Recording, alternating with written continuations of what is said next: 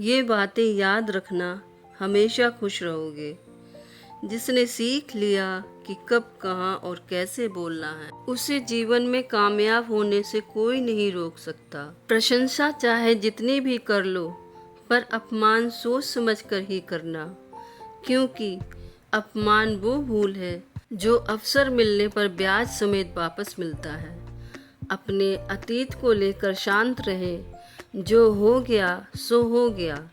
ऐसा कुछ न करो कि वर्तमान खराब हो।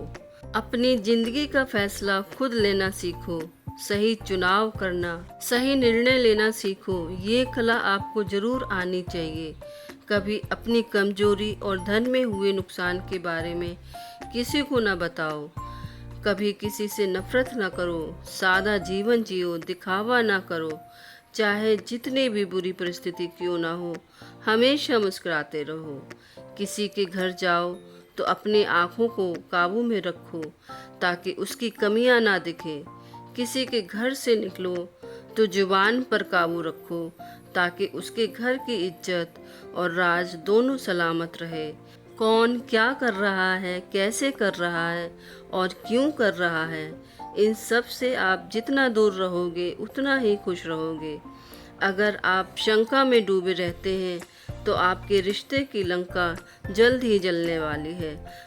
सदैव संदेह करने वाले व्यक्ति के लिए प्रसन्नता ना तो इस लोक में है, ना ही कहीं और। जितना हो सके खामोश रहना ही अच्छा है, क्योंकि सबसे ज़्यादा गुनाह इंसान से उसकी जुबान ही करवाती है। उनकी परवाह मत करो जिनका विश्वास वक्त के साथ बदल जाए। परवाह सदा उन्हीं की करो जिनका विश्वास आप पर तब भी रहे जब आपका वक्त बदल जाए। बोलने की पहले सोचो, क्योंकि बोलने के बाद सोचा नहीं पछताया जाता है। किसी काम की चिंता करना ठीक है, पर इतनी भी चिंता ना करो कि काम ही बिगड़ जाए। ये मत सोचो कि 1 महीने या 1 साल में क्या हो सकता है, बल्कि ये सोचो कि 24 घंटे में क्या हो सकता है। समझदार इंसान से की गई कुछ मिनटों की बातें हजारों किताबें पढ़ने से बेहतर है। अपनी संगति का चुनाव सोच समझ कर करो। अच्छे लोगों की संगत करो। स्वाद छोड़ो तो शरीर को फ़ायदा, विवाद छोड़ दो तो संबंधों को फ़ायदा, और व्यर्थ की चिंता छोड़ दो तो जीवन भर फ़ायदा ही फ़ायदा।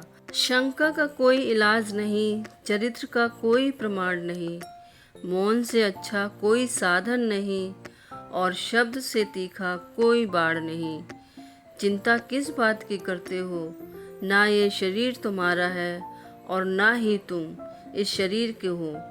ये शरीर तो अग्नि, जल, वायु, पृथ्वी और आकाश से बना है, और एक दिन इसी में मिल जाएगा। परंतु आत्मा स्थिर है, फिर चिंता किस बात की? अपने जीवन के निर्माता खुद बनिए, अपनी खुशियों के निर्माता खुद बनिए, अपनी शांति के निर्माता खुद बनिए। अपनी खुशियों का रिमोट कंट्रोल कभी किसी के हाथों मत दीजिए। सबका ख्याल रखिए, साथ ही अपना भी ख्याल रखिए। हमेशा मुस्कुराते रहिए, कभी अपने लिए कभी अपनों के लिए। फिर मिलेंगे दोस्तों एक और नई कहानी के साथ। कहानी अच्छी लगी है तो लाइक कीजिए, ज़्यादा से ज़्यादा शेयर कीजिए और सब्सक्राइब ज़रूर कीजिए। साथ ही बेल आइकन प्रेस कीजिए ताकि आगे आने वाली सारी नोटिफिकेशंस आपको मिलती रहें।